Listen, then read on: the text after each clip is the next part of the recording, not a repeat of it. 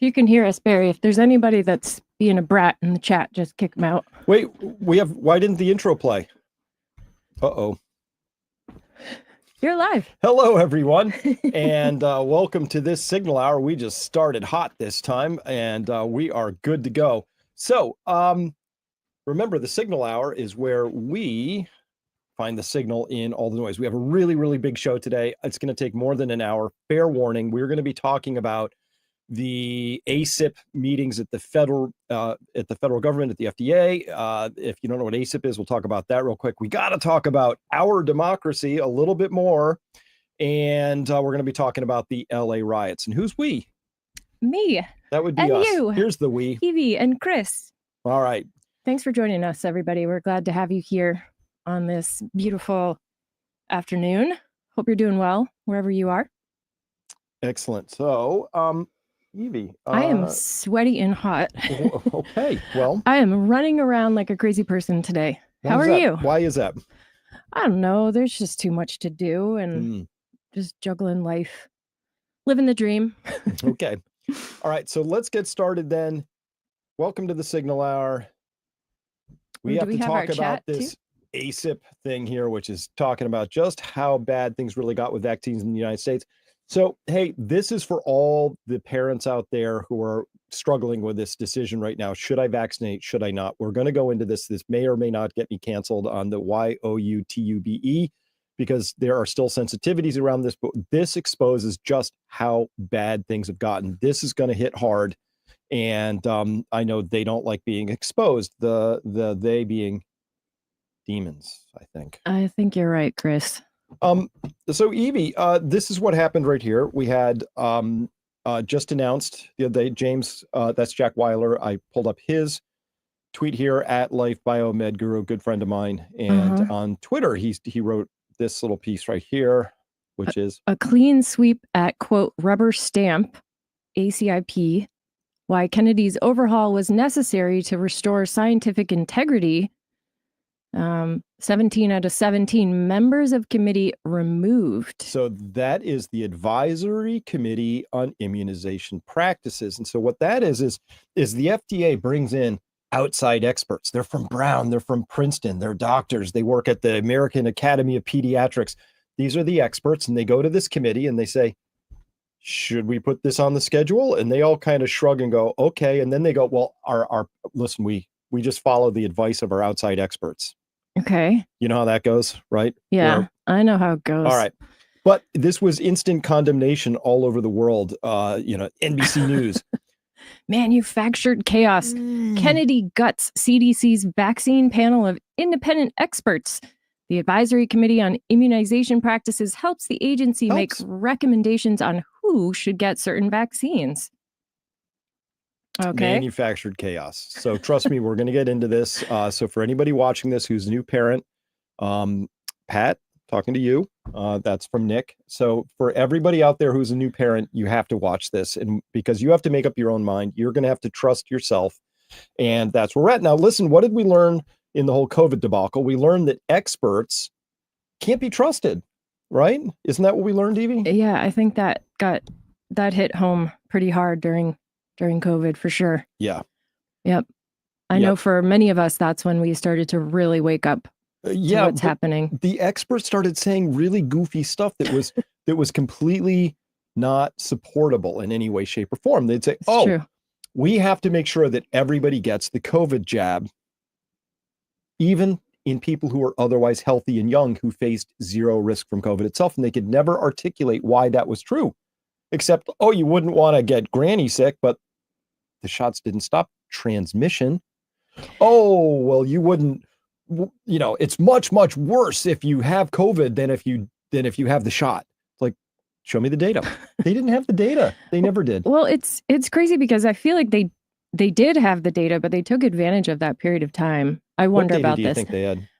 I think the large, Moderna and Pfizer, I think they had data that they hid, but they took advantage of the chaos that was happening at the beginning of the pandemic to allow people to get lost in presumptions and not to come out and say succinctly, this is what's happening. No, if they had data, they hid it though. But remember, this is how bad this trials thing is. showed, the trials themselves showed, when they first released them, 14 people died who had the control, which was actual placebo control.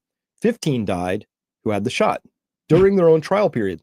So didn't stop death, right? And those numbers later went 14 to 21 when they were more honest because they hit a couple, right? Oh, right. They didn't test if it stopped transmission, but they came out and said, oh, this is going to help us get to herd immunity. Well, how do you get to herd immunity if it doesn't stop transmission? You can't make the claim. Yeah. Right. Oh, it was all bollocks. And then they didn't track all sorts of serious adverse events. Anyway, that's the process. So here we are now. And we see stuff like this. We see Annie Sparrow saying, oh, no, dangerous move, right? And look, children will pay a deadly price for this benighted move, says Annie Sparrow on Twitter. Won't anybody think of the children? Right? Evie. How about Dr. Tom Frieden here? Look at that smiling face. Wouldn't you trust that doctor? You'd have to trust this doctor. Look at that. He's got a blue check mark. He's Dr. Tom. Dr. Tom says 17 dedicated doctors, pediatricians, scientists, and parents who served on the advisory committee of immunization practices were just fired by Secretary Kennedy based on false claims of conflicts of interest, a dangerous and unprecedented action that makes our families less safe. Huh. Yeah. I totally disagree. False claims of conflicts of interest. No, they tell us that they're conflicted. They're not false. They're true claims. Yeah, they are true claims. They're wrapped up in some other shell game here. Yep. ACIP has long been a model for the world of transparent, fact-based guidance with rigorous reviews of vaccine safety and effectiveness. Make no mistake, politicizing the ACIP, as Secretary Kennedy is doing, will undermine public trust under the guise of improving it.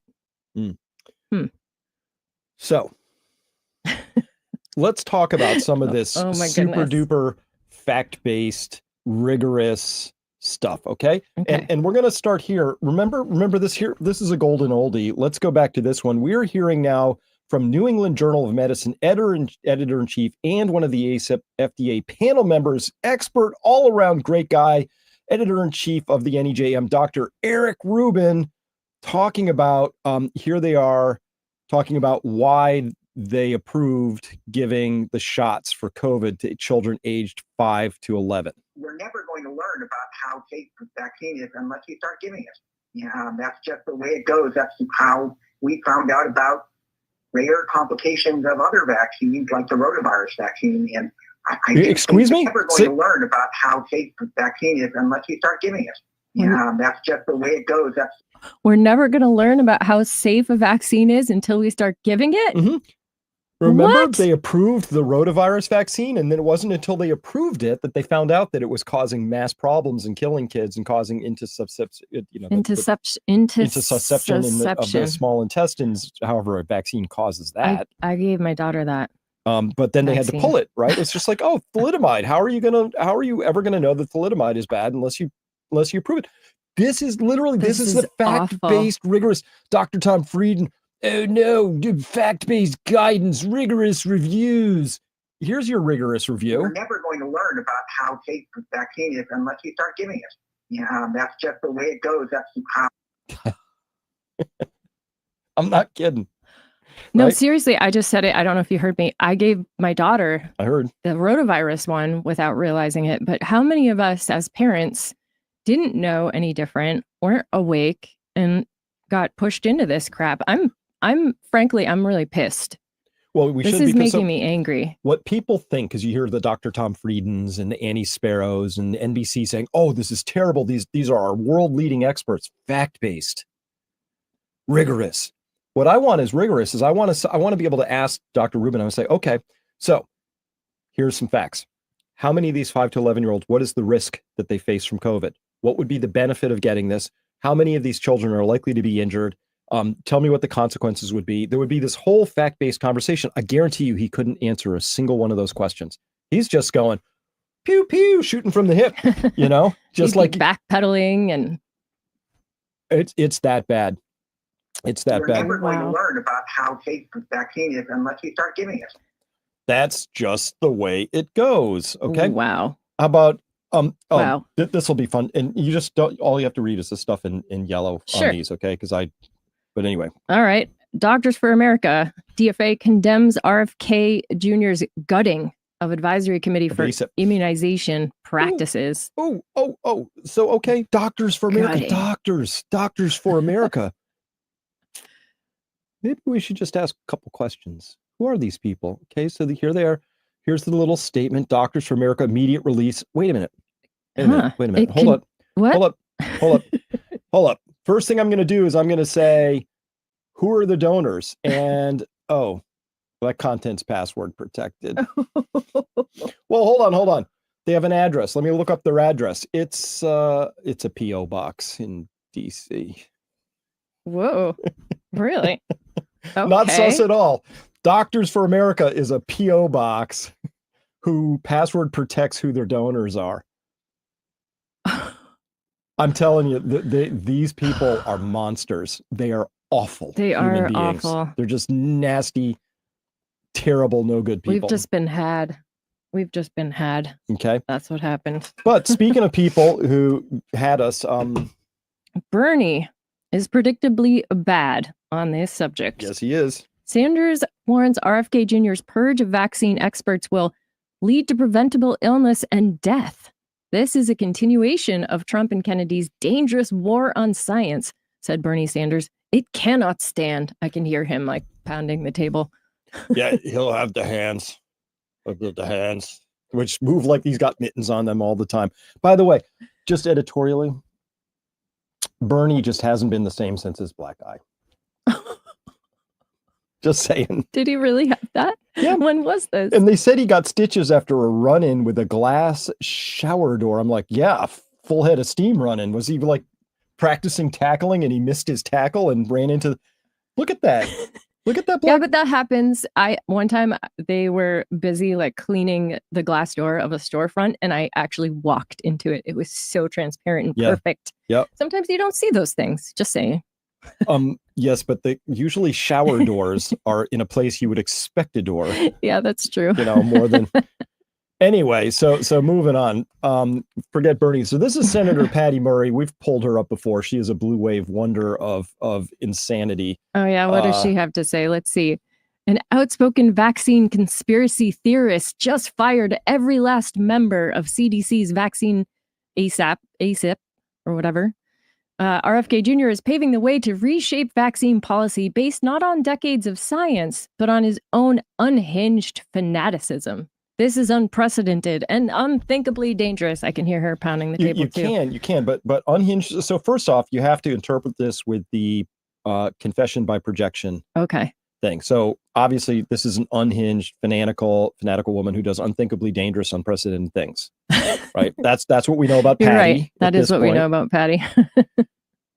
But the second thing we'll notice is that they have, so if this is the most well-studied, if these are the safest, most well-studied things ever, these vaccines, then it would be no problem to just destroy Kennedy with data. Right. You would just bring out the data. You would say, Patty would say, I had my staffer look into it, took 3 seconds because it's that well known. Here are the 45 things that prove, studies that prove our case. Nope. These are great. Nope. This is emotionally leading language. This is what you see in a cult, right?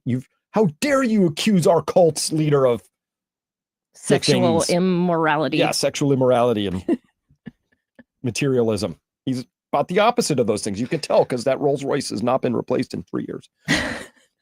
I know. I'm serious. I mean, you can tell them by their language here. So look at this language. It's just like, oh no, it's unhinged. It's unprecedented. It's unthinkably dangerous, right? Carrying on, the New York Times. You want to say it? I don't think there's any way to put this other than saying that this is an unmitigated public health disaster, said Dr. Sean O'Leary. But he's the chair of the American Academy of Pediatrics. Infectious Disease Committee for the AAP, right? The American Academy of Pediatrics. Wow. So would this be the time then that some other health, horrifying thing happens, like another scamdemic or plandemic, and then all of a sudden they get to blame it on this. Oh, of course. You know it would probably go that way, These people right? are such monsters. Like you wait till we get to the end of this segment. This is going to be tough. So fair warning, everybody. By the way, you know how we roll. The AAP, it sounds so official. It sounds so august. It sounds so amazing. You would want your child seen by somebody from the American Academy of Pediatrics, because what they care about, obviously, is their donor roll. This is the main donors to the AAP. Moderna? Yeah. Abbott? Yeah. Merck? Abbott is a formula company. Sure. President's Circle, 50,000 and above. Oh my gosh. Right? Perigo Nutritional. Look at those weak ass patrons down there. Only 25 to 50 grand. Eli Lilly. Oh, I know. GlaxoSmithKline. Oh, look at them. They just get a little thing down there underlined. You want to be up there with the big Sanofis and the Roche group. And the Roche and the Mercks. You're gonna have to pony up here. That's who these people are, right? Okay. So this is an unmitigated public health disaster. So here's something I want to focus in on. We're going to do something that's really terrifying right now. We're going to actually go listen to one of these ACIP meetings. And this is the one in 2018 when they were giving a blanket and a fully 100%, no dissenting votes. 17 out of 17 voted to approve the Hep B vaccine for infants, newborn infants. This is the actual meeting where it had, and I want you to listen to the substance of the quality of the arguments that they're giving. We're listening for data, pushback, raucous debate of experts coming to a full decision. Okay. This is going to be a lot of fun. This is actually the ACIP meeting from February of 20. This is before they approved it. But once they approved it, this is when they put it on the infant schedule. Okay. Because they were already giving this. I know they were, because they pressured. But they had to reformulate it, and then they put it actually on the infant schedule. So it's actually on it now. Okay, here we go. Any comment on using this vaccine at the same time with other adjuvanted vaccines? We have no data to make a recommendation one way or the other. Well, that's a good start right there. Do we have anything, if we want to give this with other adjuvanted, which the adjuvant, so for people who don't know, you have the vaccine component itself, the antigen, and then they have these things called adjuvants, which are things that inflame your immune system to start attacking stuff. And there's a lot of argument as to whether those are the actual bad boys or girls in this story. And then you sometimes have preservatives. The Thimerosal would be an example of a preservative that also performs as an adjuvant, because when you give mercury to your body, is like, I hate this stuff, and it starts attacking it. So they're saying here, first question is like, do we have any data to suggest that putting this with other adjuvanted, like if we put these in combo, does anything bad happen? What might happen? And the answer was this vaccine at the same time with other adjuvanted vaccines? We have no data to make a recommendation one way or the other. Evie, do you have any ideas why that would come with a big smile? Like why shouldn't that be like one of the more deeply embarrassing moments? You'd think so. Like somebody's asking just a simple question, like, how certain are we that these Pintos won't explode when their rear bumpers are lightly tapped? Right? How do we know that this gun won't just explode in the hands of the people? Right. That are using it. Goodness. Right. So that's she how they start. She doesn't seem to care that they don't have any data. No, it's something to laugh about, smile about, but you can tell she's a serious person because she's got all those well-earned medals and ribbons. Okay. So just to sort of put this in context of other vaccines, while preclinical studies were not done using these vaccines simultaneously, so while preclinical studies were not done, we're not using these together. We're not done using any of these things in combination together. Okay. General approach to immunizations is that they can be given at the same time in different limbs. Oh. Well, our approach is we haven't actually tested them together, but if you put them in different limbs, what even is that? Like, you should be laughed at. This is it is as bad as it appears. They're saying we have no data as to whether giving all of these shots at once, which went from 3 or something when I was a baby to whatever it is, 72, 96 hike, whatever the number is now, right? Ugh. They have no data on what happens when you give them together. But she said, but our approach is, we give them in different limbs. I'm not kidding. That is literally. Their logic is awful. It's not even I logic. can't believe this. What even is this? All these people, it's dangerous. How could we get rid of this expertise? Look at this brain trust we're losing. Oh my God. Dr. Hunter? And by the way, take note, that's Amanda Cohn, right? We'll get back to Amanda in just a second. Multiple adjuvanted vaccines used in Europe or other markets? Dr. Ward, do you want to comment? Not to my knowledge. Okay. He's like, does Europe use all these things in combination? Crickets. Nothing. Not to my knowledge. Okay. I think unless there's any further discussion, we will take a vote on this recommendation. I want to remind everyone to please check your voting machine thing. And I don't know what it is. Voting is open. Thank you very much. So the voting is completed and it is unanimous to support this recommendation. Thank you all. Does anybody have any comments they wish to make about their vote? So just a slight reservation. That's it. That's the whole process. That's it. 100%. That was the robustness of the debate. Really? They didn't talk about this at another meeting or something? Nope, that's the whole meeting. All they did. That's it. And you can see they all get there and it's all very serious. And you have your little name placards and they have these big folders and binders and people flip through them like they're doing something. And then they all vote on their little voting thing. What is this thing? They all press yes. So that's it. Oh my God. So now when your doctor tries to press you, and they will when you have a baby and you're in the hospital, they're going to press you hard. They'll probably send the nurse in first. No, they'll press you hard because you saw I still had those sheets. I kept them. It was so terrorizing to go in there and be forced. I actually found them in my things from 18 years ago or 20 something years ago. And they'll say, oh, you have to get this thing. You're going to have to get this thing. The information sheets. And if you ask a question like, can you show me the data? Like, oh, no. This has been reviewed by experts. This is what they're referring to if they even have that in their back pocket. Mostly they just they have no effing idea whatsoever what the actual issues are. Okay. So, all right. So that's that. By the way, this is that Dr. Amanda Cohn, right? And by the way, it's so terrible that, Kennedy let all these people go because what are they going to do? Oh, that's right. She got a job right away. She is now head of North American Medical New Products. I hope those products aren't voting machines because she apparently doesn't know how technology works. That's her. And remember, she's the one who said, just to sort of put this in context of other vaccines, whilst preclinical studies were not done. Preclinical studies were not done. Preclinical studies, that's the study you do before you put it in a human, particularly an infant. While those studies were not done, our general approach is, you put them in different limbs. Mm-hmm. Squirt. Oh, by the way, P.S.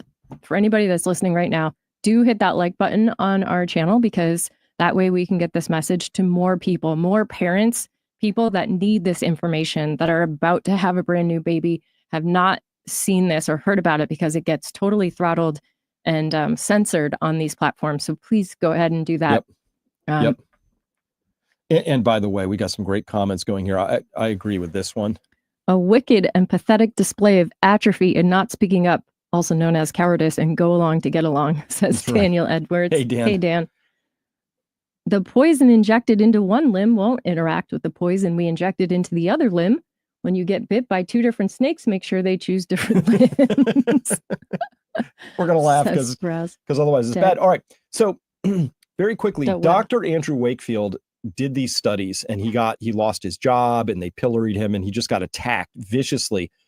He didn't ever put out a study that said that the MMR vaccine causes autism. He was a gastroenterologist, dealt with gut issues, and noted that there were a lot of children when they got the MMR would have these gut issues. And that's what he was studying. And somebody else had noted, oh, by the way, those same gut issues do show up in people with autism. And he said, maybe somebody should look at this, just like scientists do. He's like, but what he noted was MMR leads to certain gut issues.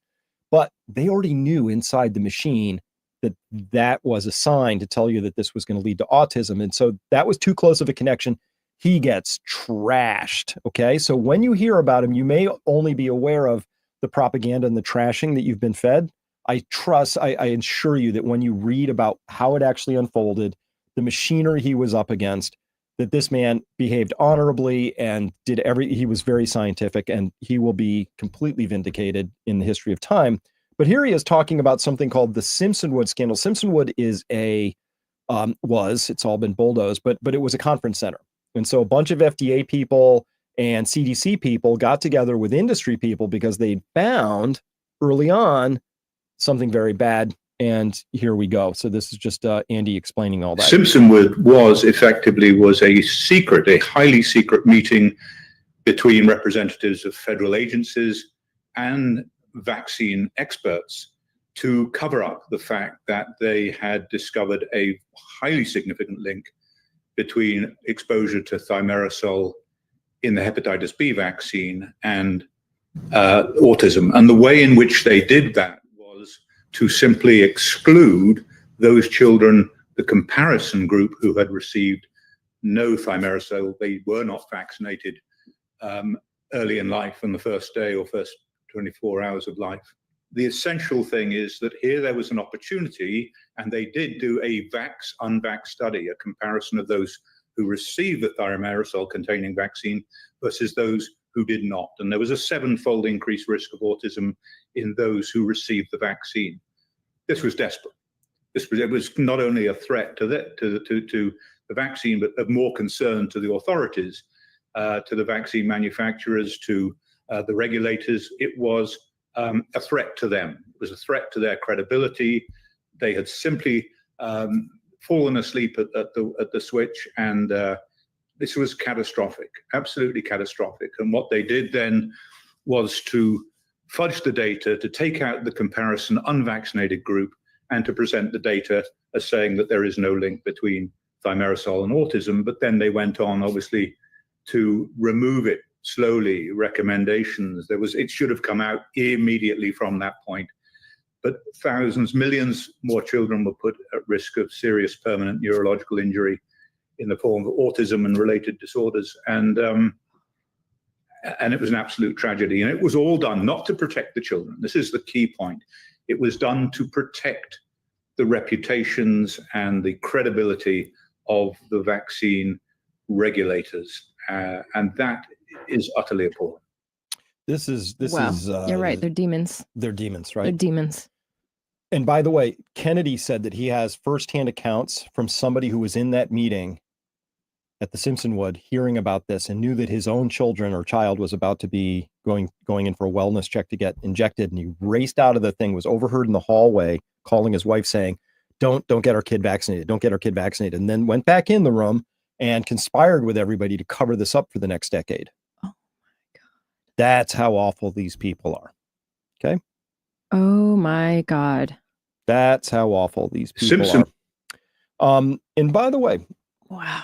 That Dr. Sean O'Leary, who was that guy who he works for that highly, highly conflicted thing.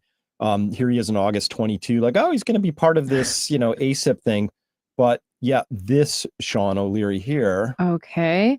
Look what Professor Margie Danchin says. Look what arrived today. Yay. Excited to see our chapter with Sad Omer and Dr. Sean O'Leary on vaccine hesitancy and behavioral factors associated with vaccine uptake in print.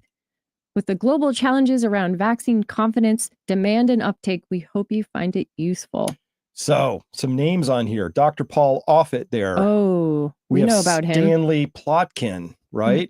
Every name on here is a name everybody needs to memorize because they're all monsters. Really awful people, really awful. When we're done with this segment, irretrievably damaged, I hope, because their dedication is not to science. Dedication is not to health. It's to reputation. It's to money. It's to getting the next job as global head of whatever. It's about them. Okay. It's about them and their ego and their needs. They'll take care of their own children if they have to. But when it comes to your kids, they're they're going to They don't care. They don't care. They're going to just keep putting this stuff out. So let me back that up a little bit. So, do you remember this, Evie? We've talked about this, but we have to go back in this again. Yeah. Pharmaceutical company Wyeth received notice of the deaths of 11 infants in 1979 in Tennessee. All the infants died from sudden infant death syndrome, or SIDS, and had received the same dose of the DTP, or the diphtheria tetanus pertussis vaccine, from the same batch around the same time. Oh no, what do you do? What do you do? What do you do? You sound the alarm. Yeah, you sound the alarm. Wouldn't you? That's what they did. Wyeth sounded the alarm and said, oh, this is terrible. We had a bad batch, and we're going to help these families recover and make sure that they pull all the rest of that batch off the market. If you can recover, you can't. That's what they, oh SIDS no, is that's not horrifying. what they did. Oh no. What? Oh no, what they did instead is, they say here, after the reporting of the SID cases in Tennessee, we discussed the merits of limiting distribution of a large number of vials from a single lot to a single state.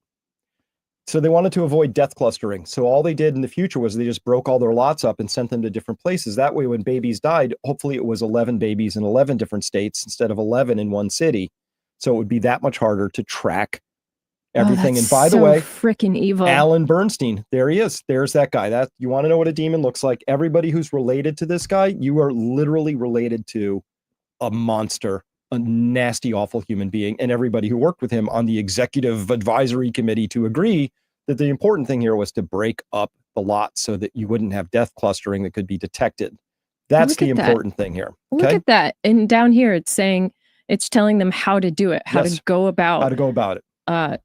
Averting, any detection, basically. Yeah, and it's all such dry language, right? You have your allocation of stock to distribution centers designated by lot, and off it goes. By the way, Wyeth is now a wholly owned subsidiary of Pfizer since 2009. So if you want to know where they ended up. Pfizer gobbled them up. Yep. All right. That's dark. That is dark. It doesn't get any darker than this, though. Stanley Plotkin. Remember, he is the godfather of vaccines. He's the lead author on that book that Maggie was all excited about, right? Yeah. So let's listen. So he was deposed by Aaron Seary, and Aaron, like 2018, 19, I forget when, but Aaron that's Seary, awesome. You listen to this. So this is a lawyer, Go Aaron, expertly picking somebody apart who knows what the F he's talking about. So yeah, this is it. Have you ever used orphans to study an experimental vaccine? Yes. Have you ever used the mentally handicapped to study an experimental vaccine? I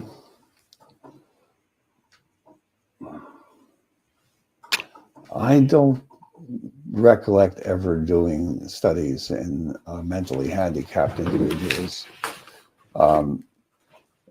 At the time, in the 1960s, it was not an uncommon practice. I don't recall using mentally handicapped, but in the 60s, that was not uncommon. It wasn't uncommon. Yeah, but this is Aaron Seary. He doesn't ask a question that he hasn't got both barrels loaded. Oh, yeah. There's an article entitled "Attenuation of RA27.3 Rubella Virus in WI38 Human Diploid Cells." Are you familiar with that article? Yes. In that article, one of the things it says is 13 seronegative mentally retarded children were given RA27.3 vaccine. Okay, well, then that's, in that case, that's what I did. Okay. Did you hear that? Whoa. That's bad. I don't recall that. How do you not remember specifically experimenting on retarded kids, mentally retarded children? How do you, I did so many bad things. One must have slipped my mind. So help me imagine this. So you're a parent with a mentally handicapped child or a mentally they've probably been institutionalized. They've been given over to an institution. Okay, even better. And then you have a captive audience of children who theoretically are metabolically still kids. So, but they can't complain. and nobody's really watching out for them. They can't do anything about it. it. They can't do anything, and there's no informed consent. You want to experiment on them because these things often don't go well. Right, and if they die, oh well. That's awful. Awful is one word. I'm just speechless. Have you ever expressed that it's better to perform experiments on those less likely to be able to contribute to society,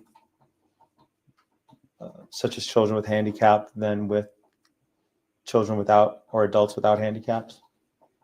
I don't remember specifically, but it's possible.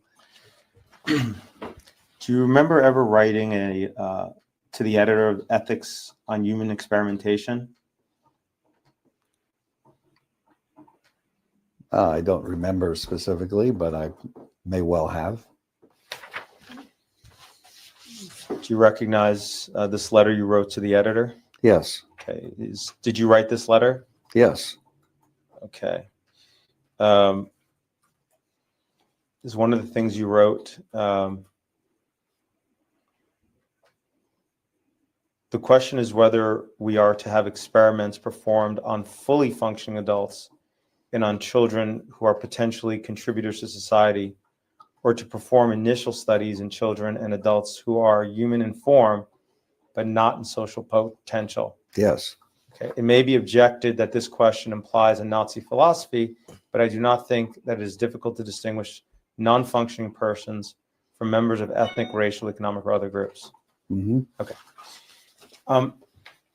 All right, there's your basic eugenics argument, right? Which is like, listen, I know it sounds a little Nazi-ish, but I'm not differentiating based on race or religion.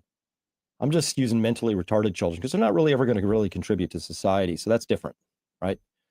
This is the godfather of vaccines. So everybody who's out there, oh, this is dangerous. This is awful. This is terrible. This is who they're defending.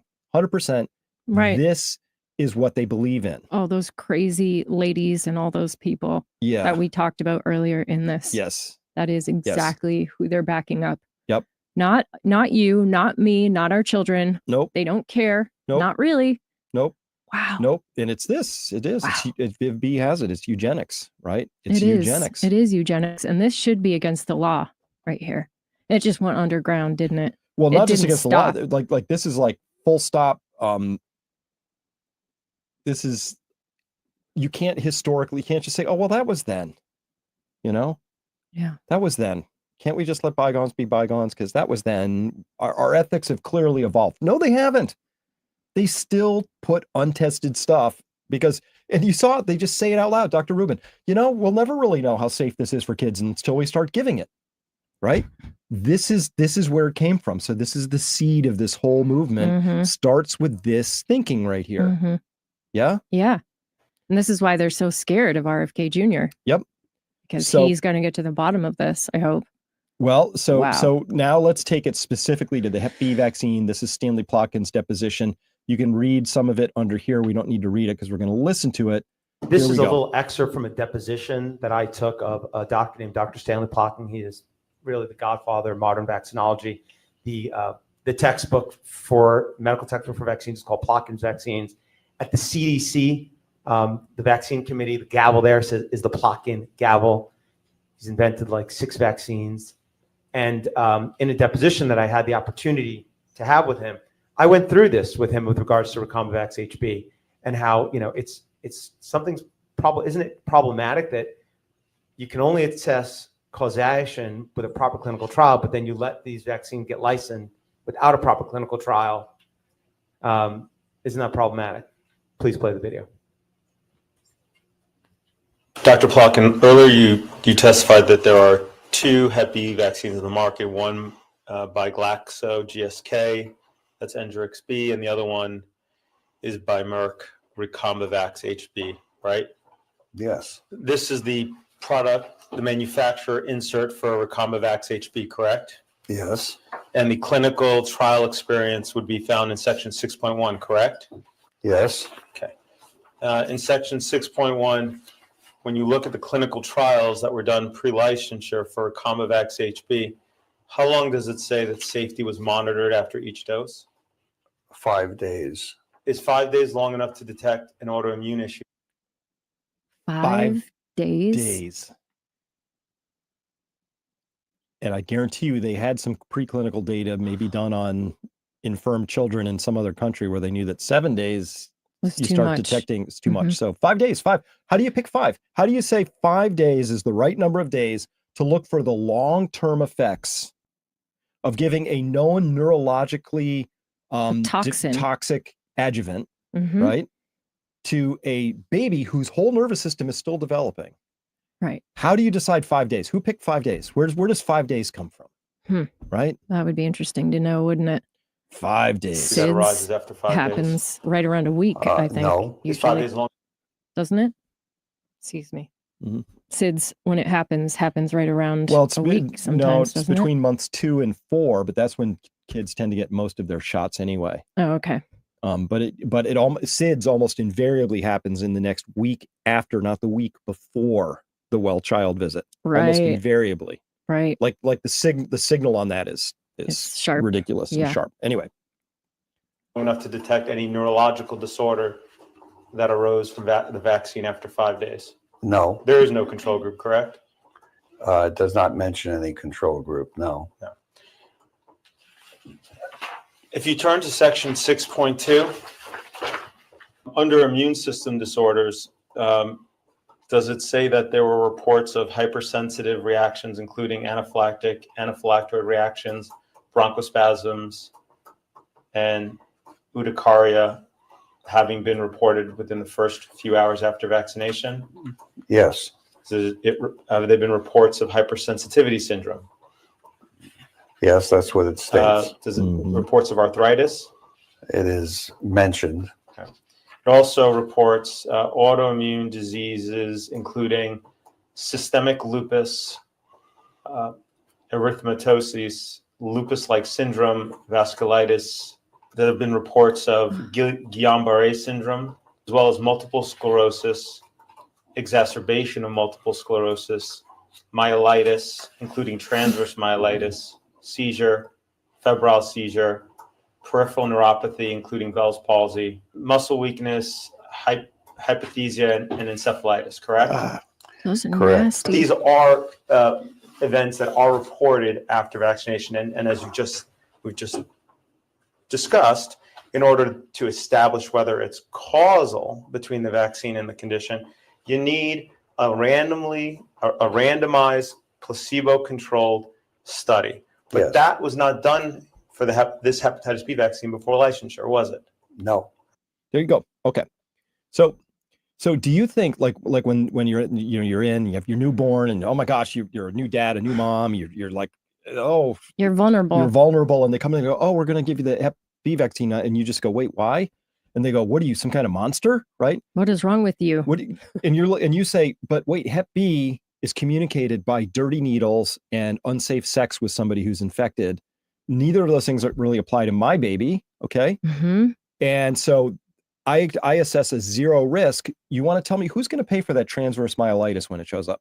Who's going to pay for the lifetime of erythromosis or any of these other things? Like the risks are way out here, because if they happen, they're really bad. They're really bad and painful. Really and bad. Awful. Like you wouldn't want that for your children. And if they were doing true informed consent, the nurse would show up or the doctor and they would say, hey, listen, here are the risks. Your baby might end up with Guillain-Barré, Bell's palsy, dead, whatever. However, we're going to protect it against dirty needles and unprotected sex. And you might go, how about no? And they would just say, cool, good choice. Right. Because they that's inflate the risks too. Exactly. Yeah. They're not doctors and nurses in this context. They are vaccine pushers. And I think I know why. Vaccines are loss leaders for these pharma companies, because once you give enough vaccines, these children buy a lot of other products downstream, skin creams, antibiotics, you name it, right? So that is the game. Okay. We don't have to read all of this, but Aaron Siri had a really nice thread, and he just pointed out that it was just recently, after all of that, after he pushed Stanley Plotkin, he came out with a New England Journal of Medicine article where he said, amazingly, after decades of Plotkin and his vaccinologist disciples insisting vaccines are the most well-studied products on the planet, they just penned an article where they said, quote, pre-licensure clinical trials have limited sample sizes and follow-up durations. which is a fancy scientific way of saying we didn't actually study these things. We just made them up and injected them, while shaming everybody and even causing doctors to lose their licenses and putting enough pressure that pediatricians will fire your child as a client, as a patient, if they don't follow exactly the schedule that you just saw in that ACIP meeting. That is the whole game. That is the scam. That is the whole thing. No, it is. There it is. It's awful. There it is. They refuse treatment. They refuse to give treatment as care providers, supposedly. Yeah. Doing no harm, which is what the oath they took was about. Now, listen, it's possible that unbalanced vaccines are all that in a bag of sliced bread, but we don't know. No pre-licensure studies have been done, not individually and not in combination. Mm-hmm. So we don't know. But what we do know is American children are the most metabolically distressed. We have the highest levels of autism exploding all over the place. Who knows why that is? We don't know. It could be SSRIs in the womb. It could be microplastics in the air, or it could be these vaccines, or it could be all of those together. We don't know, but we're not studying it because we don't really want to know, because there's a company on the back end of every one of those things making more money following that practice than fixing it and finding out. That's right. Yeah, that's right. And it's easier to keep this train rolling than to stop it and ask the questions. Somebody in the chat was saying that they could cry, and I absolutely feel that too. I see it. I see it on your face. I can't believe that people would do this to other humans. It's so gross. And to babies too. Do you know what I mean? Like, oh yeah, these tiny little humans that are just waking up to the world, who need to be welcomed and like soothed and comforted. Yeah. I've fought against pediatricians myself, and I know like all the things I was told that are wrong, like co-sleeping. You shouldn't co-sleep. And I was nursing, so I did. Yeah. And I did it against the doctor saying that I should. And I did it because it felt right, not to have my child like in a cold, dark room by themselves. Like that didn't sit right with me. But no, it's all I got wrong. shamed for that. And I carry that too, that pain of that, you know? You're trying to do what's right. You don't know, because you've never been a parent before. Everybody's a parent for the first time when they have their first child. Doesn't matter how educated you are or how old you are. Everybody arrives there not knowing. Here's the thing, though. You shouldn't have to fight against experts who are doing the wrong things, even though it's their job not to be that way. Right. It's like what? I just bought a new car and I take it in for a tune-up, and what? I have to go in and fight my way through the reception to get into the bay to make sure that the mechanic isn't pouring sugar into the gas tank? No, they should know not to do that. Yeah. Right? I shouldn't have to know that, right?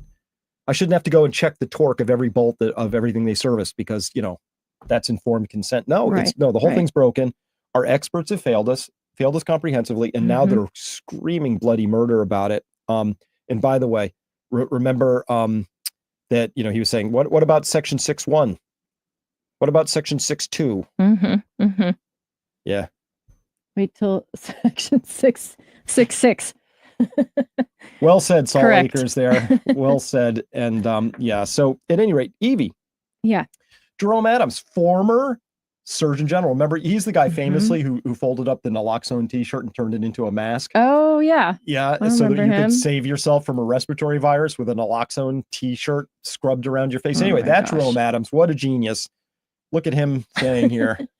For decades, ACIP's independent evidence-based recommendations have saved countless lives by guiding vaccine policy with transparency and scientific rigor. Their expertise is critical to informed decision-making. Their expertise, well, we just saw their expertise, right? We just saw their expertise. And by the way, BS. I responded right back to him. And say it in your voice. You should say it. I said, hey, Jerome, can you please provide us with the strict scientific evidence-based rationale for injecting newborns with the Hep B vaccine? It should be easy with all those evidence-based ACIP recordings to draw upon. Well, wait. Of course, that was a trick question, because I just showed you the ACIP meeting where they they said that. And by the way, wow, I've shown this before. I'm going to show it again because this is how important this is. In Miller et al. In 2011, they were assessing 2009 infant mortality rates for how many doses that you have given across 30 nations. So this is 30 countries. And so it's a big sample size. And you find that some nations give more vaccine doses. The United States is way out here. We're way beyond this, but 27. This is 2009. I think they were looking at 2005 data or whatever. It's back there a bit. We give way more doubled. now. tripled, quadrupled. So on this chart, more vaccine doses, the more vaccine doses you give, if these were good for babies, you would want to see mortality, which is the y-axis, on deaths per 1,000. You would want to see the line slope this way, right? Down from left to right. Mm-hmm. Instead, we see it sloping the wrong way.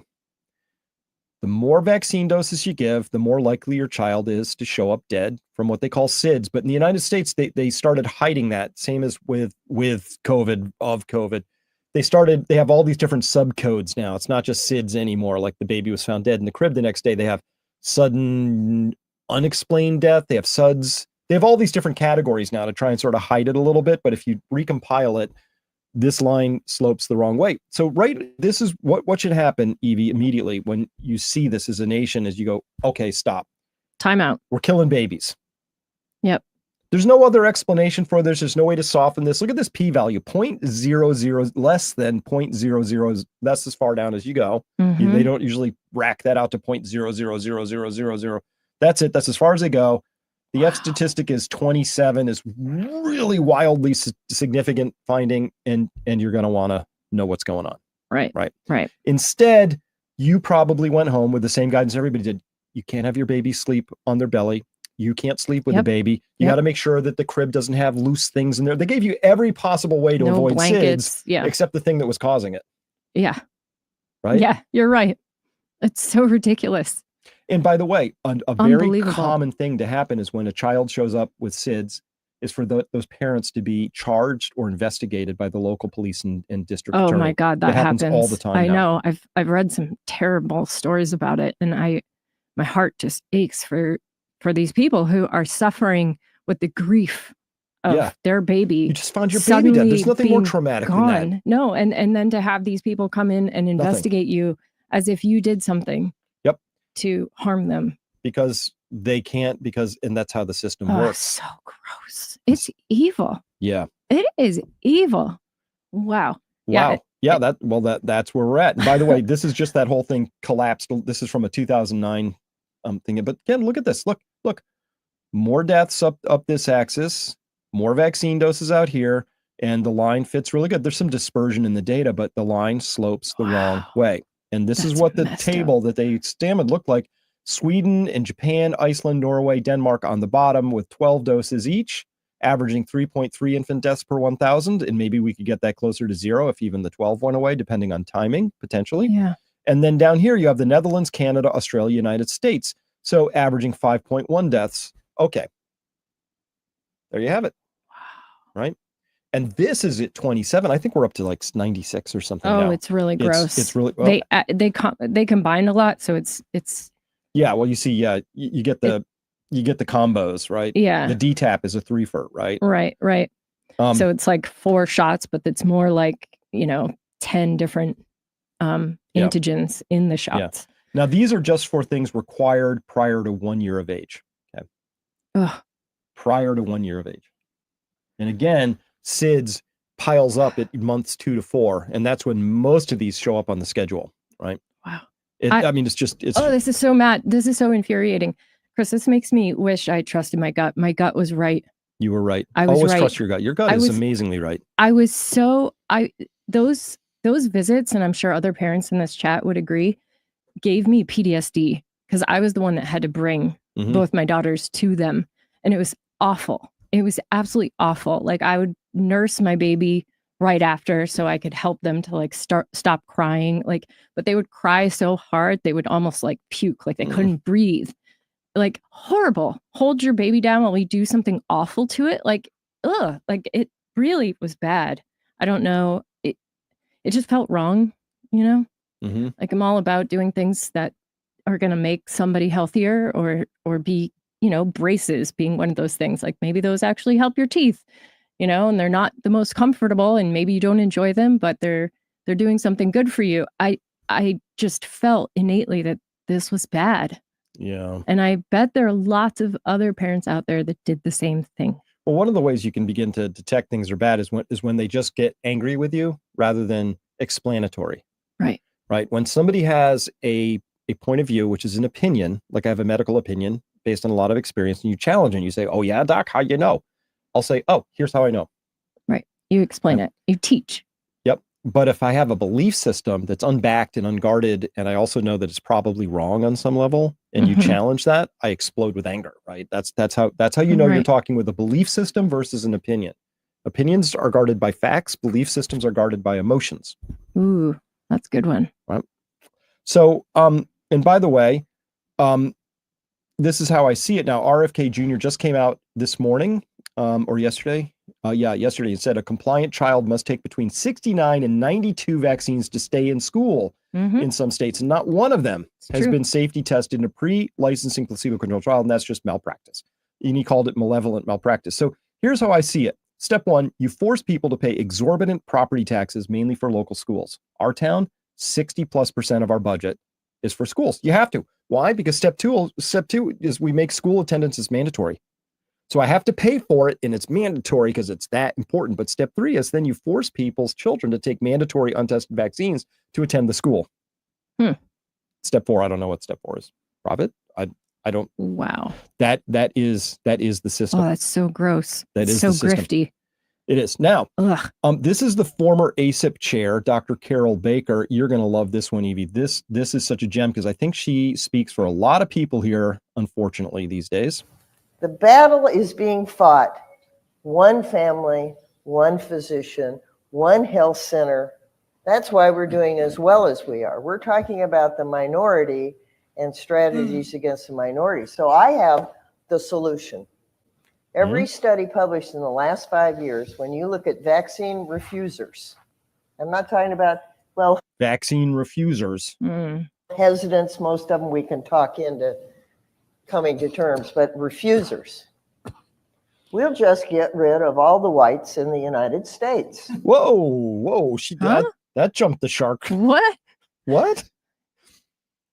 Can you say that out loud? I mean, because the other people don't understand what she's trying to say to them. Is that what she's inferring? Insert the word Asians or blacks or Jews or something into that. You can't. Okay, but she did say that. Let's listen again. Maybe we misheard. Most of them we can talk into coming to terms, but refusers. We'll just get rid of all the whites in the United States because Houston is the most diverse city in the entire United States. There's 7 Asian languages spoken in that city. I've been a minority for more than 20 years in the city of Houston. The majority is, we call Hispanic.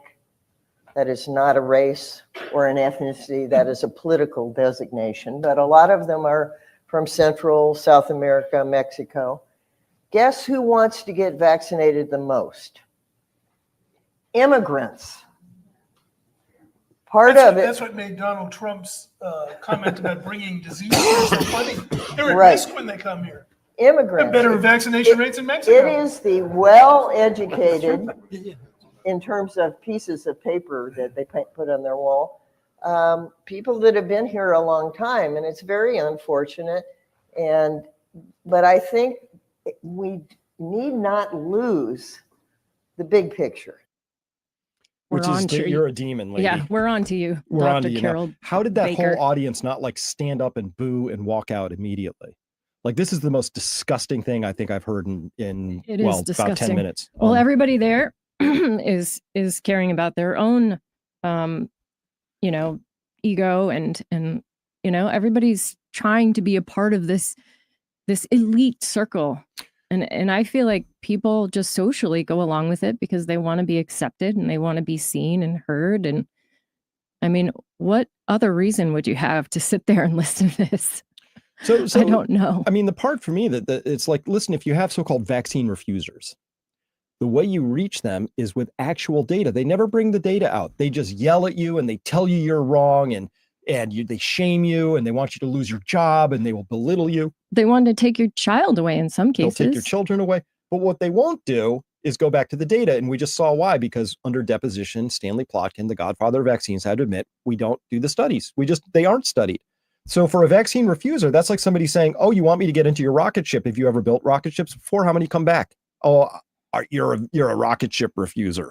You don't get into this Roman candle I just built here. It's I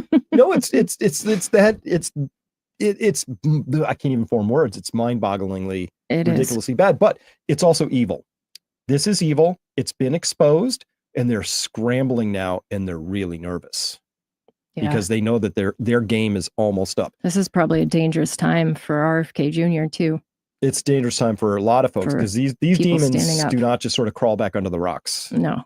So this is when, to your point, this is when they think about release vial 3, you know, that like they're going to release something else to make sure that they're not wrong. Yeah. Oh, if we just release this terrible pathogen, but people will need a vaccine, and the vaccine this time will actually work and save them, I'm off the hook for a lifetime of harming my fellow humans.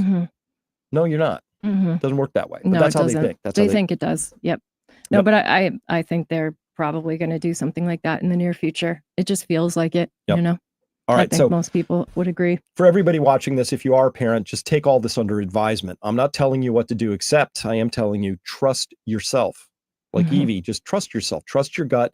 Are they giving you answers that comport with what you know, right? But once you start peeling this back, you find out none of these are really tested, and all of them have side effects. And some of those side effects are really bad in some people and almost unnoticeable in others, and it's just how it is, okay? But you don't know which roll of the dice you're going to get, right? In your particular lot. So we will know these things. This is what RFK Jr. is trying to like steer us towards. It's a big giant machine. It's really ugly and very dark. So with that, we're already out of our hour, but I'm going to keep going if you guys will stick with us. Hang in. And also hit that like button so that we can get this information to more people. Yep. Thank you. These LA protests, I have to talk about them real quick.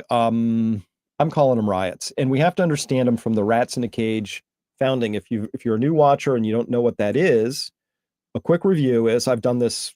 Well, I put out one in 2021, and I did this. Oh, that's in the context of all my COVID reporting. So what is rats in a cage? Rats in a cage is simply this, that if you put one rat in a cage, it's lonely, and they're social creatures. They'd rather be around other rats. So it's lonely. That's why it's a slightly little sad rat. And if you start shocking this rat with electric shocks and there's nowhere to escape to, it can't climb up the sides, there's nothing to crawl onto, it's just going to get shocked. It is now a miserable, unhappy rat being shocked in it. But you know what happens over time is it just sort of like curls up in a little ball and just stays there being super unhappy. The problem starts when you put a second rat in the cage with the first rat. Now you shock both of them, and you know what happens? Rat 1 and rat 2 say, I'm really unhappy and I know why, and they start fighting each other because they have something to direct their anger against. They don't understand that there's somebody with a white lab coat out there pressing a shock button. And you think, well, that's kind of weird, Chris. Why would you tell me? What is that? It turns out it's extremely well studied. It's called shock-induced aggression, and it's run on every social species. Oh, wow. That was from 1964. 1964, exactly. So, and I can show you papers from the 40s. So, but they've been doing this long enough, Evie, that, you know, there's all sorts of different experimental designs and training schedules, and they've done it over and over again, and they've done it with rats and dogs and monkeys, and I submit to you they do it with humans. But it's just a known thing. When you shock an animal, a social animal, it's going to need an outlet for its pain. And if that pain, well, it's going to be the nearest thing I can identify, because if the animal doesn't know where the shocks are coming from, right, can't diagnose that part of it, doesn't understand, oh, it's that dick in the white lab coat, you turn the aggression has to go somewhere. Right. You can't just hold it. You can't just hold carry it around. Right. Non-social species won't do this. Right. So, because that's not how they're wired up. Like, you could shock worms all day long. They don't fight the other worms, you know, just doesn't happen. So it's well studied. And by the way, we've known about this through history. It's also called divide and rule. Right. And so King Philip II of Macedon was noted that maybe, you know, this was the first guy, he called it divide et impera, divide and rule. And so practiced it and worked out really, really cool. All right. So where does that take us? These are all rats in a cage. Yeah. Wow. So these are all people who are rightly shocked by something. They don't know where the shocks are coming from. And so they lash out. And the police in this story and the protesters are both rats in a cage in this story. Right.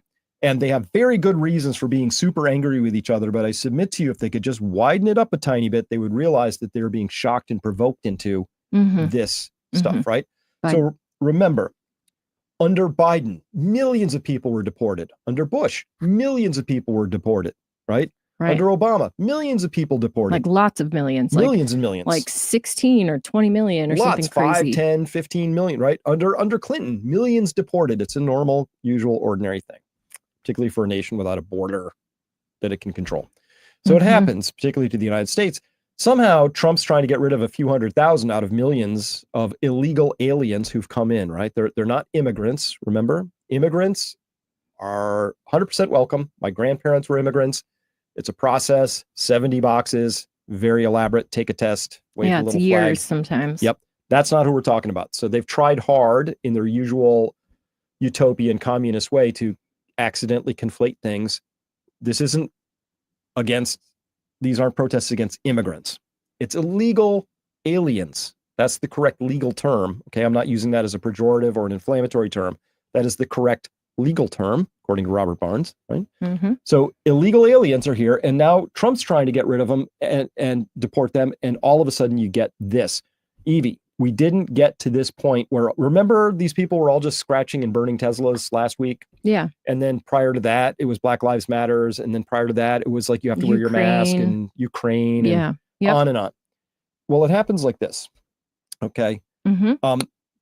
Yeah. Nudge, nudge. Drew Holden says, I'm having a hard time describing just how partisan the media's coverage of the LA immigration riots has been. I know. Okay. I mean, you can just, everybody can read those headlines, right? Those. But you can see it's not just partisan. These are active attempts to shock, like provoke, like this is nudge into those groups of blob of people who are all angry. And I'll tell you. And look at the language they're using. Yeah. War and, abuse. Acting like an authoritarian crisis. And, all of that, right? Yep. And inflammatory language. So look, and I love that one. National Guard in LA is an abuse of power, says national security expert. Aren't we kind of done with experts at this point in time? National security. Oh, an expert said, but so expert no longer works on our tribe. Our tribe is like, actually, as soon as you say expert, I'm like, oh no, I'm taking the opposite side of that. Yeah, automatically. But for the people who want to believe in this stuff and for the NPCs and those who are easily misled, expert is still an important thing, as long as it's supporting their view of things. Right? If you brought in an expert that supported a different view, like an expert who might say, we've run the studies and men are biologically stronger than women. Oh, that's not an expert. They'd have to get rid of that right away. By the way, anybody listening, if you want to come and join a tribe of people that are thinking about these things critically and having full-throated conversations about, all the data that we see in the world, in the news, but studies, medical things, all of it. We discuss it all over at peakprosperity.com. And you can join us there. You can find Chris writing all the time. He has a part of for subscription only that you would have access to if you became a member. And you would also just have access to this amazing tribe and community of people that have knit themselves together over the last 15 years or so. Well, thank you. And more than that, the most important thing any of us can do right now is have access to the information to understand where the shocks are coming from and why, so that we're not accidentally dragged down into being rats in a cage. That way we can elevate a little bit and make the right decisions, knowing who's doing what and why. And by the way, we're going to come back very quick in just 2 minutes. We've got a lot of really important stuff to talk about. We're going to go into what Maxine Waters said. Go into these LA riots. I've got a really important point to make around all that, but we're just going to take a quick break and hear from one of my favorite sponsors. Hi, I'm Chris Martenson, and I am thrilled to invite you to Peak Prosperity's exclusive in-person summit happening this September 12th, 13th, and 14th at Lake Winnipesaukee, New Hampshire. At this once-a-year in-person gathering, we take over the entire facility, which offers incredible privacy. And we offer incredible lectures, interactive content, and plenty of opportunity to settle in and allow free-thinking folks like you to come together and to connect, share ideas, and build real community. It's become something of a healthy family gathering, the one you always wanted to have. At Peak Prosperity, we speak the truth when the rest of the world seems committed to ignorance, if not outright lies. So this isn't just another event. It is a unique chance to join and get to know a select group of like-minded people who value clarity and courage, knowing what the future holds, and most importantly, how to make their families more resilient and prepared along every dimension. Spots are limited and we sell out every year. So if you're ready to dive deep, make meaningful connections, join the family, then come grab your tickets now at peakprosperity.com.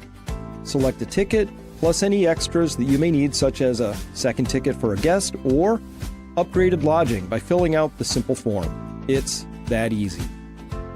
The Peak Prosperity Annual Summit. Don't miss this once-a-year gathering.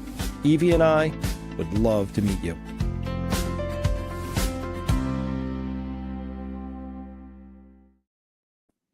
I wish that summit was tomorrow. It's one of my favorite times. And we need to get together and have the resonant analog conversations with each other and talk about these things. We do. And one of the highlights is we always, on one of the evenings, we take all the cell phones out of the room, all the electronics, all the smartwatches, everything out of the room. And we have the conversation that's sometimes impossible or unwise to have fully in public. So everybody's invited. Love to see you there. Now, Evie, have you heard Maxine Waters, one of my least favorite people, but I'm going to subject you to it anyway. Here we go. The protests, and even those who were out of step with what we are advocating, peaceful protest, did not create any violence. Nobody was shot. Nobody was killed. Get it in your head. And so when martial law is called, what are you going to say? I missed the point. Don't miss the point, you all. Don't think that somehow, because they called out the National Guard, there was violence. There was no violence. What? Okay, so she's talking about violence against people, I guess, but no violence. Here's some no violence. This is what no violence looks like, actually.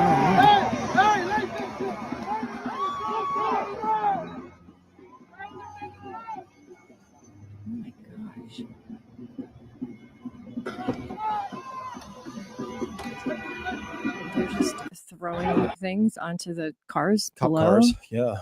Oh, I mean, but so it's that famous skit by Richard Pryor where he's caught in bed sleeping with another woman, and his wife comes in and she's like, "You're sleeping with that man," and he goes, "No, I'm not. Who are you going to believe, me or your lying eyes?"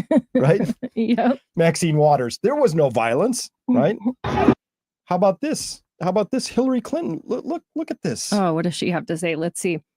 California Governor Newsom didn't request the National Guard be deployed to a state following peaceful demonstrations. Trump sent them anyway. It's the first time in 60 years a president has made that choice. Trump's goal isn't to keep Californians safe. His goal is to cause chaos because chaos is good for Trump. Yeah, spoken like a real elder right there. Well, I'm not even clear how chaos is good for Trump, but she's like, Newsom didn't request the National Guard following peaceful demonstration. Peaceful. That's what she's calling peaceful demonstrations. And by the way, as you can see right down here now, somebody just got arrested for attempted murder because you can see him. That's a lighter down here. He's lighting a Molotov cocktail to throw at law enforcement. At any rate, so this is all happening. This is anything but peaceful. We're back to our 2020 Summer of Love. Remember our fiery but mostly peaceful protests. This trick is worn out. It's welcome in my book. Listen, just because you tell me it's peaceful or not, it's fiery but peaceful. These are, again, we're back to the whole thing, which is when the left doesn't get its way, it erupts in anger and violence. But it's doing so because you have people like Hillary applying shocks to the system, telling them it's okay, you can do this, it's fine to go. But if we want to diagnose this, you want to know where the shocks are coming from? I'll tell you what's shocking. What's shocking is that young people today in America can't form households because they can't afford to. What's shocking is the cost of insurance on houses, cars, anything like that. What's shocking is the degree to which we are abandoning and betraying the younger generations, right? So if the younger generations are angry, it's true. But then your elders come forward and say, oh, you're right to be angry, directed against the police, against Trump, against anybody but people like Hillary Clinton who have been parasites inside the system for decade after decade. And they are the ones who have brought us to this point. Right? You want shocks? Okay, here you go. Let's look at it. This is a chart of household wealth distributed in the United States. That little black smear all the way at the bottom, That's how much wealth the bottom 50% holds. You want to know who we're talking to here? Everybody in these are the bottom 50%. They're rioting. They're unhappy. They're being shocked. This is their participation in sharing of the wealth. And then it goes up from there. This is the 50 to 90%. So even the 90%, 9 out of 10 have this much total wealth, right? This next is just the next 10%, this blue. Next is just the next 0.9%. And this is the last 0.1%. And if you look at this, the Federal Reserve, they did that. They printed. If you want to talk about who you should be angry at, where the protests ought to be, where people should rightly show up and display some anger, it would be outside of that building right there, not on the streets like rats in a cage, throwing rocks at police cruisers. That doesn't solve this. This is massive injustice right here, okay? And it's printed out of existence of, by, and for the upper class, for the upper class. That's it, the whole thing. This isn't left-right. It's not even rich-poor, although you could make a stronger argument for that. But it's really those who operate with integrity versus those who operate out of integrity. And this is a system that doesn't have integrity, okay? Now, Evie, you want to talk about people who have entirely lost the plot. Let's listen in here real quick. By the way, yeah, go ahead and read what Savannah, this is from Savannah Hernandez. This is her video. She shot this. Okay. And yeah, what does she say down there? She says, just watched 2 white liberals stop traffic and tell a mother who is begging to go to work that illegals and their children are more important. I then asked how they felt stopping a Black woman from getting to work. They both laughed in our faces. Okay, here's the interaction. There's a lot of background noise, but you see the 2 liberals, white-ish on the left there, and this Black woman is just like, she's like, I got to go to work. But I have a kid. If I don't, and these people are having their children taken and their parents. What about my kids? Look at this. That's what happens to my kids. But you can if you could just move off the way. You're not going to. How is this a peaceful protest if there's nothing to peace? No, it's not. How do you as white people feel about stopping a Black woman from going to work? Oh no, not work. I care so much. So you don't care about stopping Black people from going to work? Look at this line that you guys are causing. I'm not causing no problems. I'm not trying to. We're just trying to leave. No, because they don't care about the citizens of this country. That's the problem. It's not that this woman is Black, it's that she's an American. They don't care. They don't care. They have a different ideology that's important. They want to bring in non-Americans. And I guess as soon as they became Americans, they would care about them just as little as they do this woman here, right? It doesn't matter that the woman's Black, but they will hold up the Black Lives Matters if they think that gives them more credibility. But these are utopias. They're communists. Yep. Yeah, I think that's where we're at. So when life imitates art, I mean, look at the expression. I'm not oppressed. Shh. Yes, you are. You just aren't aware, and you need me to white-splain your oppression for you. You are feeble and lower than me and need me to be your savior. You cannot get by without me. Look at the energy of that lady. That over is there. exactly her energy. Wow. You know? Oh my goodness. Right? It's wow. It's astonishing. It is astonishing. It's astonishing. There aren't good words for it. Speaking of which, that leads straight into our democracy. Oh. So I have our democracy, which we have to discuss because that's the problem. It turns out that Gavin Newsom reported here that every single Democratic governor agreed that Donald Trump's attempts to militarize California are alarming abuse of power. And other people noted that no, what Donald Trump is trying to do is get the law enforcement, including up to the National Guard, to help protect Americans. And Gavin Newsom and every single, think about this, Evie, every single Democratic governor has said, we agree. You shouldn't ever protect Americans. That's not what you do. Okay. That's not what you should do. It's an alarming abuse of power to try and get like, oh, well, no, they're not. You don't understand. They're just destroying taxpayer property. Like that. They're setting cars on fire. They're destroying corporate property. Waymo cars got lit up. You got, buildings being smashed into. There's looting. Stores are being broken into. Police cars are being destroyed. You know who's going to pay for all of that? We are. Because the store's going to have insurance, and next thing you know, my insurance rates go up. We're going to have to pay for new cop cars. They pretend as if it's just sort of this thing that just sort of happens randomly. Oh no, it's you don't understand. Yeah. And Maxine being like, this isn't violence, but it might not be. I mean, clearly it is, obviously, but violence against people's property is also a form of violence. So our democracy. So they only care about this if it's going their way. Okay. So I think Frank Zappa for the win here. Oh, yeah. He says the illusion of freedom will continue as long as it's profitable to continue the illusion. Excuse me. At the point where the illusion becomes too expensive to maintain, they will just take down the scenery. They will pull back the curtains. They will move the tables and chairs out of the way, and you will see the brick wall at the back of the theater. Yeah. Yeah. So this has just been laid bare. And it turns out democracy was a show.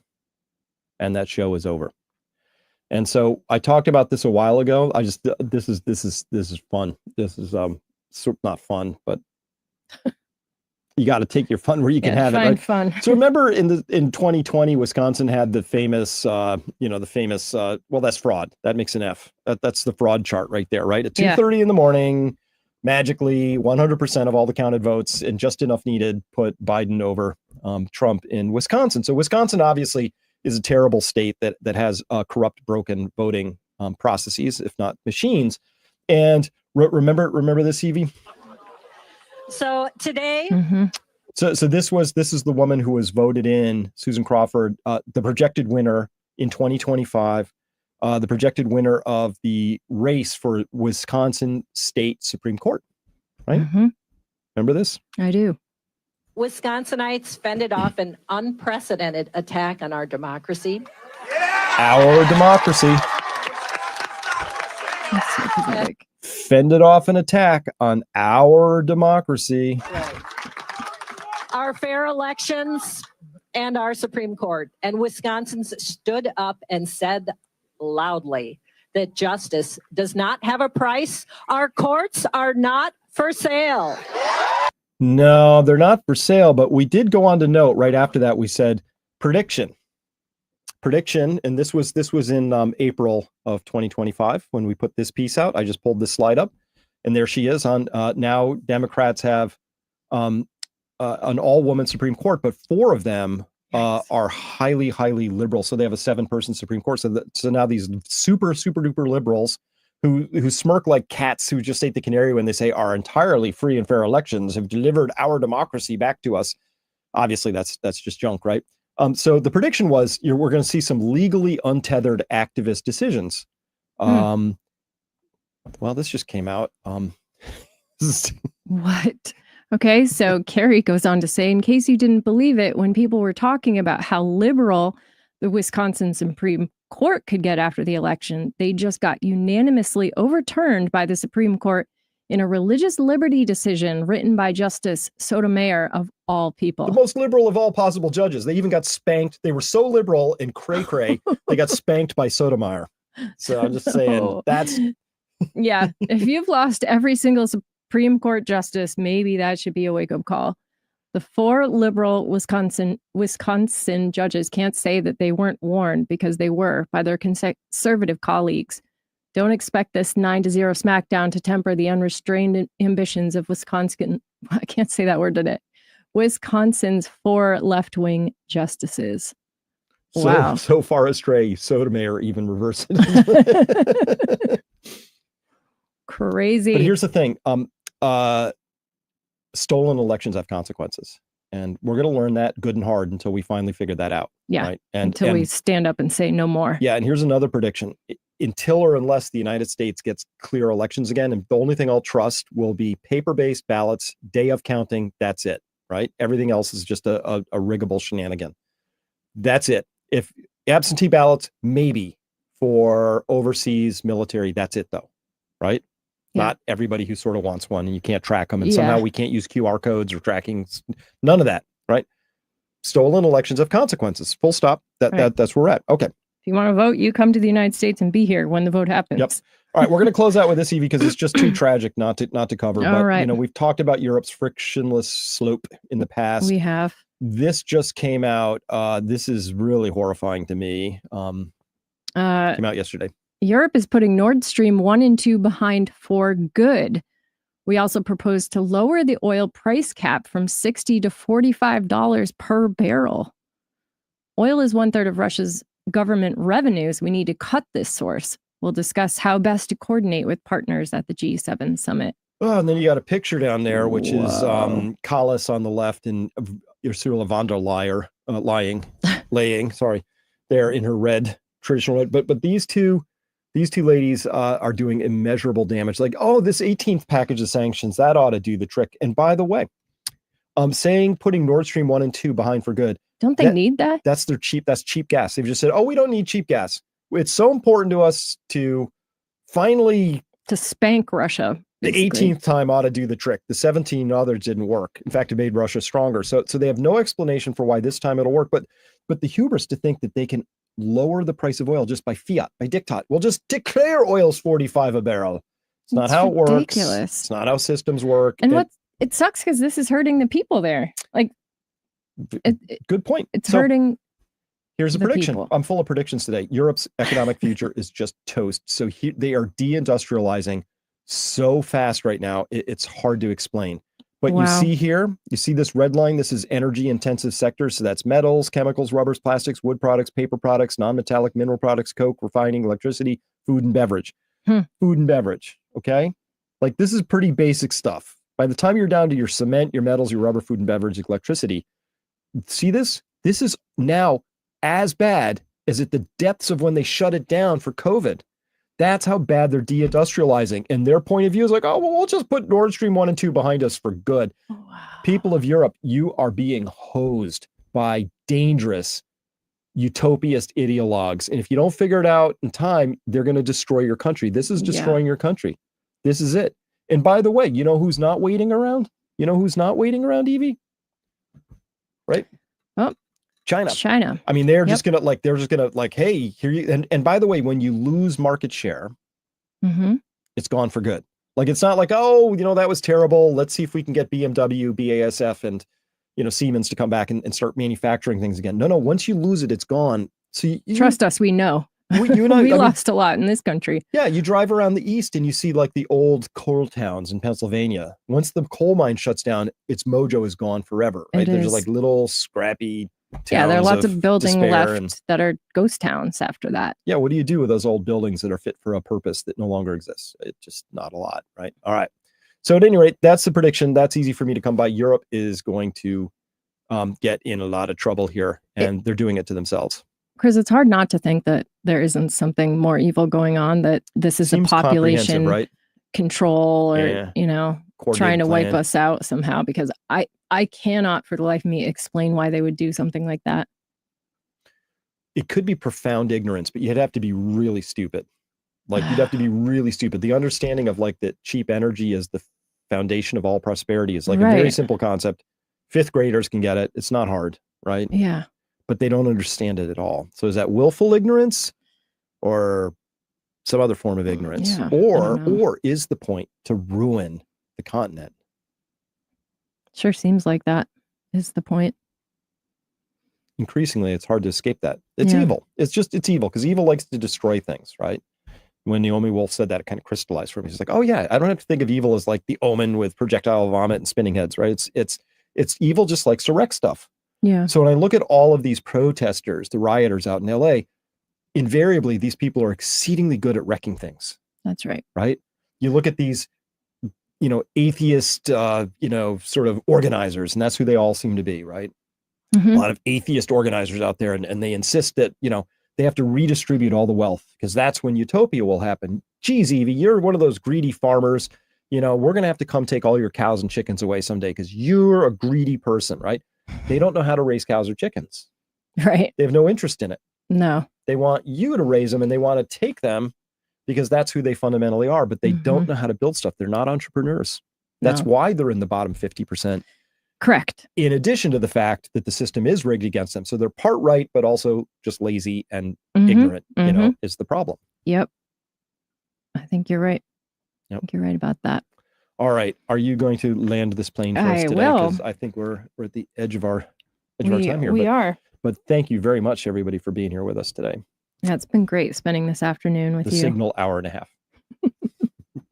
So I've got two things, actually, if I may, because one I chose before I knew what you were going to be talking about this afternoon, because sometimes it's all brand new for me too. And the other one I had chosen earlier today, which is by Rainer Maria Rilke, I'm not very good at pronouncing his name, but anyway, says, be patient toward all that is unsolved in your heart and try to love the questions themselves, like locked rooms and like books that are now written in a very foreign tongue. Do not now seek the answers which cannot be given you because you would not be able to live them. And the point is to live everything. Live the questions now. Perhaps you will then gradually, without noticing it, live along some distant day into the answer. And the other one is called In the Meantime. And this one seemed more appropriate based on what we talked about today. Meanwhile, flowers still bloom, the moon rises in the sun, babies smile, and somewhere, against all the odds, two people are falling in love. Strangers share cigarettes and jokes. Light plays on the surface of water. Grace occurs on unlikely streets, and we hold each other fast against entropy, the fires, and the flood. Life leans toward living, and while death claims all things at the end, there were such precious times between, in which everything was radiant, and we loved, again, this world. Thank you for that. And thank you, everybody, for being here. Remember, it is our pleasure to be here in Signal Hour. We do this, I'm at Peak Prosperity all week long, along with our wonderful tribe of people. Until next time, well, adios, amigos. Take care, everybody. See you next Wednesday at 1 o'clock.